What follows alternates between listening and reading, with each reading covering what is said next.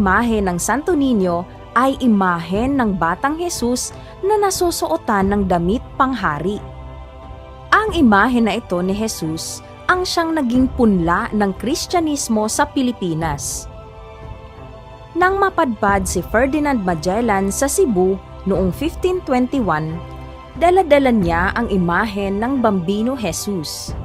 Sa araw na bininyagan sa Katolisismo ang hari ng Sugbo na si Raha Humabon at 800 na Sugbuanon, nagpabinyag sa wakas ang misis ni Humabon nang maantig ang puso dahil ibinigay ni Magellan sa kanya ang 15 sentimetrong estatwa ng Santo Niño. Ang ikatlong linggo ng Enero ay ipinagdiriwang taon-taon bilang pista ng Santo Niño. Maging sa ibang araw ng buwan na ito, may iba't ibang pagdiriwang ukol sa Santo Niño sa iba't ibang lugar sa Pilipinas.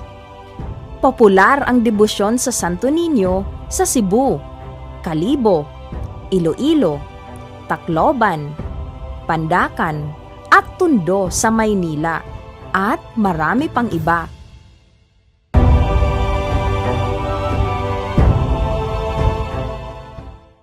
Bakit ba napakatanyag sa ating mga Pilipino ang Santo Niño? Nangunguna sa 3 larawang tanyag ni Kristo para sa mga Pilipino ang Santo Niño o banal na sanggol na nagsasalarawan ng pagkamusmos, pagkapayak at pagkamanghang tulad ng sa bata ni Kristo.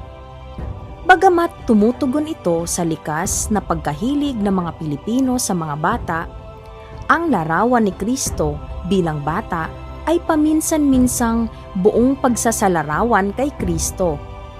Nagpapalaganap ng isang pagpansing may kinikilingan na nakakaligtaan ang ganap at may gulang na Kristo at ang mga pananagutan ng pagsunod sa Kanya. Ano ang ibig sabihin nito? Pinaaalalahanan tayo ng ating inang simbahan na si Jesus ay hindi naman nanatiling bata. Bagamat, itinuturo ni Jesus na tularan natin ang mga katangian ng isang bata. Pagkamusmos, pagkapayak, pagkamangha, pagkamasunurin at iba pa.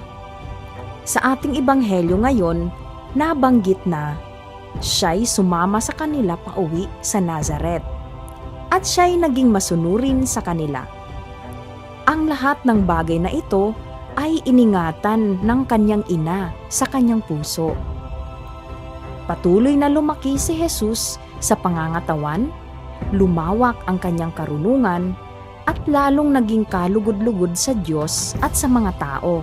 Sa nalalapit na pagsasara sa 500 taong pagdiriwang ng anibersaryo ng Kristyanismo sa ating bansa, maaari kaya nating simulan ang pagpapanibago ng ating pananampalataya upang tayo ay mag-mature, katulad ni Jesus na lumawak sa kanyang karunungan at lalong naging kalugod-lugod sa Diyos at sa mga tao?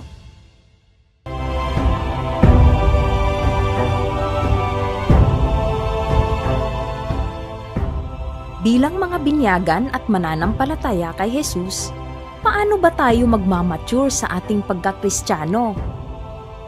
Una, kailangan nating kilalanin na isang panghabang buhay na gawain ang kilalanin ng tunay si Hesukristo.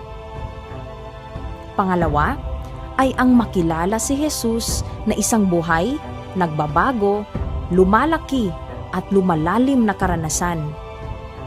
Pangatlo, ang Jesus na ating nakilala ay parehong ang makasaysayang Jesus at ang Kristong muling nabuhay na sinasampalatayanan. Pang-apat, ang makilala si Jesus ay nangangahulugan ng pangakong sumunod sa Kanya bilang Kanyang disipulo. Walang